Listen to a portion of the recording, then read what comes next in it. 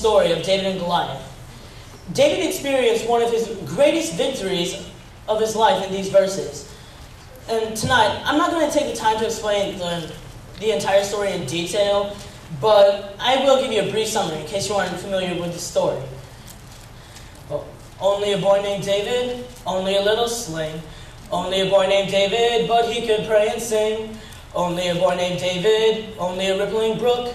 Only a boy named David, but 5 little stones he took. And 1 little stone went into the sling, and the sling went round and round. And 1 little stone went into the sling, and the sling went round and round. And round and round and round and round and round and round and round. And 1 little stone went into the air, and the giant came tumbling down. Woo! Yeah!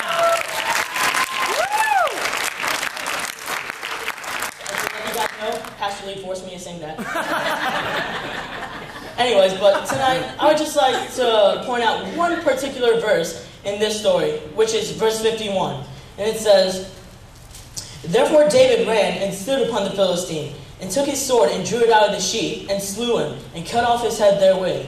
And when the Philistines saw that their champion was dead, they fled."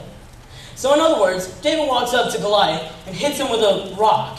And Goliath falls down, and David takes Goliath's sword and severs his head from his body. Now, a man's sword is generally proportional to his body. Kind of like this one's proportional to me. I know it's not the swords that they use, but hey, it's the only sword I got. That's a good thing. I'm about 5 feet tall, or so. And Goliath is 10 feet tall. So twice the size of this sword. David picks this up. Man, that's huge. Amen. Anyways, but oftentimes we would read a story like this and not realize the ripple effect that it has on the people's lives. That sword, the symbol of victory that day, it is brought up several different places throughout the Old Testament. Each time this sword is brought up, which symbolizes the first victory, it's used as an inspiration, or a stepping stone, if you will, to win the next victory. Now, remember back in elementary school, when you had to take spelling tests? That good grade that you got became a trophy, or to remind you of what you've done and what you can do in the future.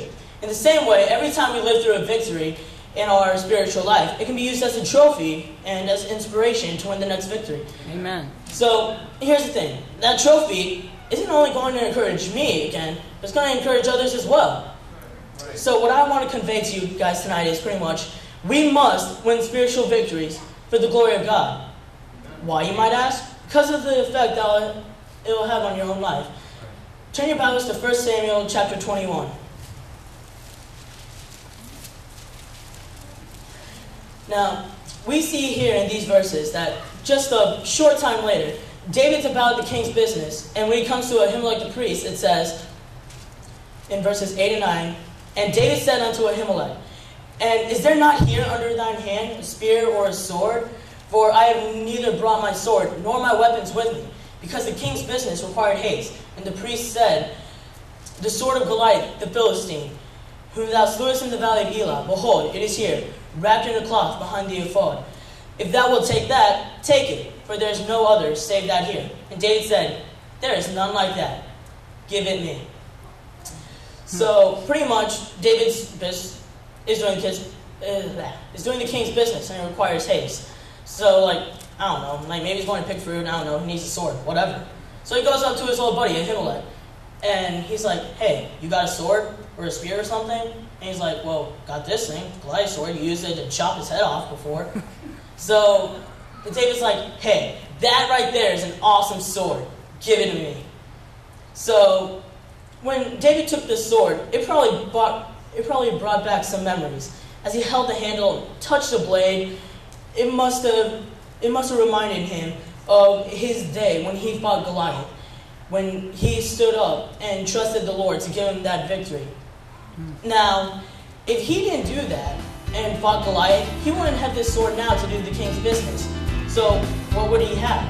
It's because of that one trophy that he was able